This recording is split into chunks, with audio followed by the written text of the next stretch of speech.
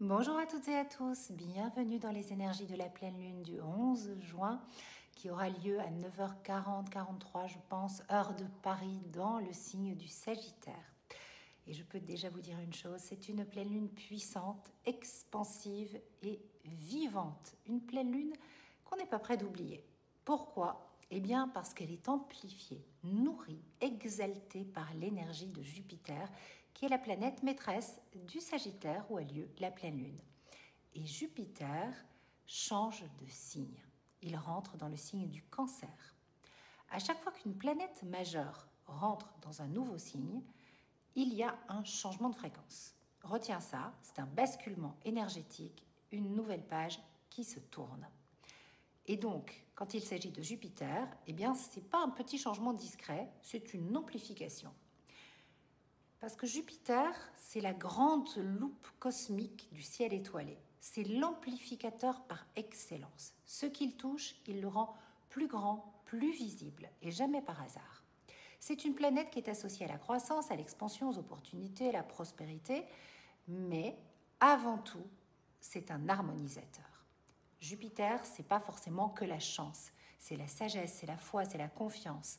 Une confiance qui prend racine dans quelque chose de beaucoup plus grand. Une confiance qui va naître de la cohérence entre ce que je vis et ce que je ressens. Donc cette pleine lune, en Sagittaire, elle vient poser une lumière forte sur ce qu'on est prêt à comprendre. Elle vient éclairer ce qui, en nous, cherche à s'élever, à s'aligner.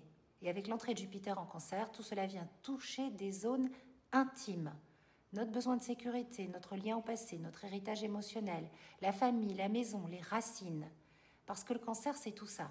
C'est le foyer, c'est l'intérieur, c'est le soi intime.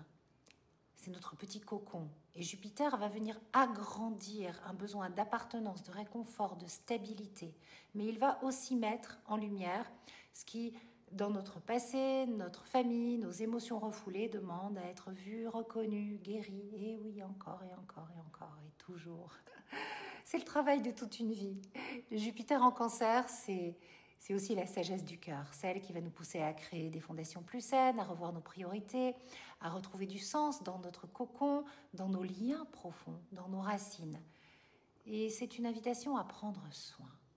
Prends soin de toi, soigne-toi et réconcilie-toi, peut-être, surtout. Donc cette pleine lune, elle est intense. Intense aussi parce qu'elle se forme dans une toile de fond astrologique assez intense. Quelques jours après la pleine lune, vers le 15 juin, deux aspects majeurs deviendront exacts. Jupiter carré Saturne, Mars carré Uranus. Il y a de la tension dans l'air quand même. Alors ces deux aspects, ils sont présents. Ils colorent le ciel de la pleine lune. Et ils rendent cette pleine lune plus exigeante, plus électrique. Mais je ne reviens pas sur ce que j'ai dit. Pour moi, ce mois de juin, c'est un mois très fort et certainement l'un des plus positifs et puissants de l'année.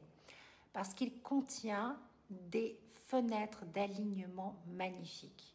Mais il y a aussi des zones de tension qu'on ne peut pas balayer d'un simple revers de main astrologique. En fait, je le dis souvent et je vais le répéter maintenant, mon but, clairement, ça n'a jamais été de faire peur. Je ne suis pas là pour jouer les devins ou les lanceurs d'alerte. Je ne fais pas de prédictions. Je lis le ciel comme une carte et je vous invite à en faire un véritable outil d'alignement et certainement pas d'angoisse. En astrologie traditionnelle, Mars et Saturne, c'était des planètes maléfiques. Non pas parce qu'elles portaient intrinsèquement le mal, mais parce qu'à l'époque, leur transit était associé à des événements tragiques, des guerres, des famines, des pertes, des restrictions. Alors soyons honnêtes, quand on regarde le monde aujourd'hui, on ne peut pas balayer non plus cette lecture d'un revers de la main.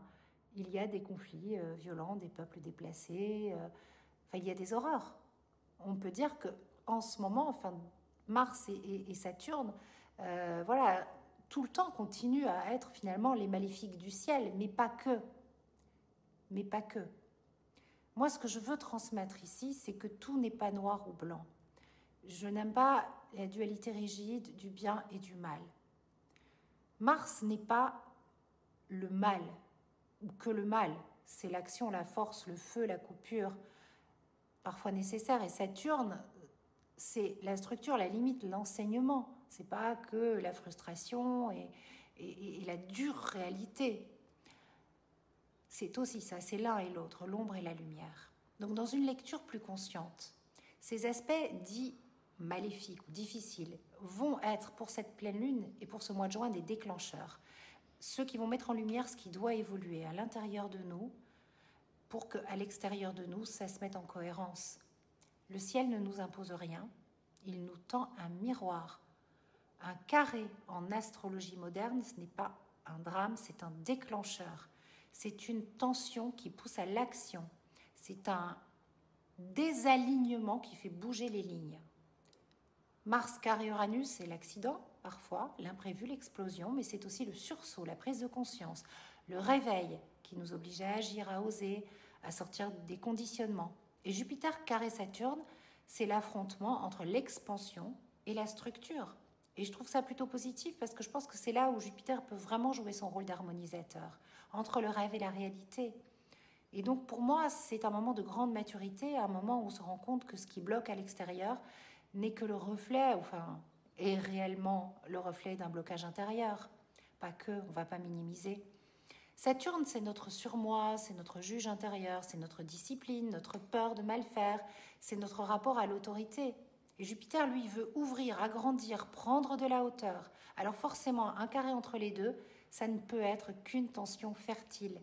Une tension qui est désagréable, douloureuse, mais c'est douloureux et pas forcément dangereux, mais qui va nous faire grandir. Donc, qu'est-ce qu'on peut faire de toutes ces énergies? Tout simplement déjà, en premier, observer. Observer ce qui va s'agiter, ce qui se tend, ce qui va être amplifié, ce qui va nous sauter aux yeux, se répéter, nous déranger profondément. Et là, ça veut dire que c'est là que tu es prête à transformer. Alors pas à résoudre d'un coup de baguette magique, mais à regarder, à ressentir, à intégrer. Et dans les fenêtres d'alignement, poser des intentions pour avancer. Et ça va bouger très vite. Voilà.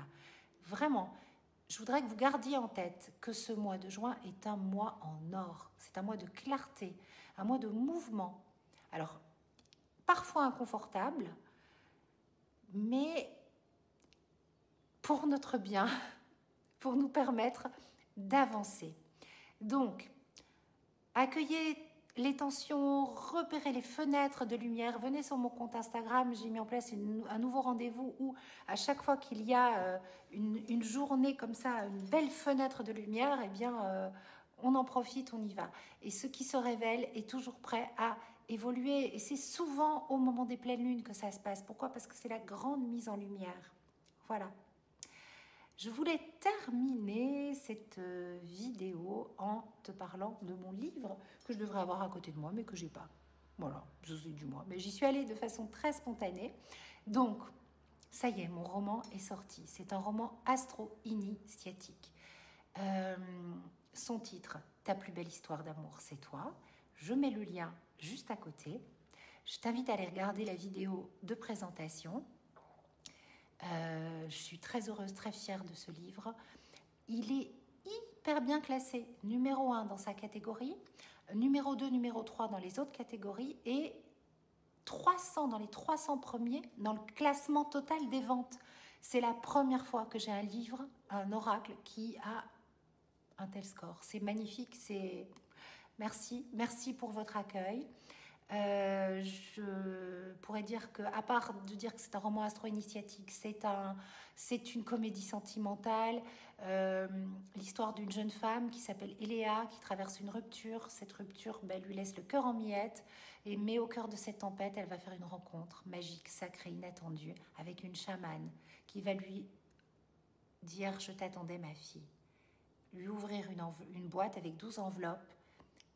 Elle devra ouvrir une enveloppe à chaque nouvelle lune et venir voir la chamane à chaque pleine lune. Et puis il va y avoir plein de choses qui vont se passer. C'est une belle histoire d'amour, une belle comédie romantique à lire, que vous soyez en couple célibataire, homme, femme, le roman qui fait du bien.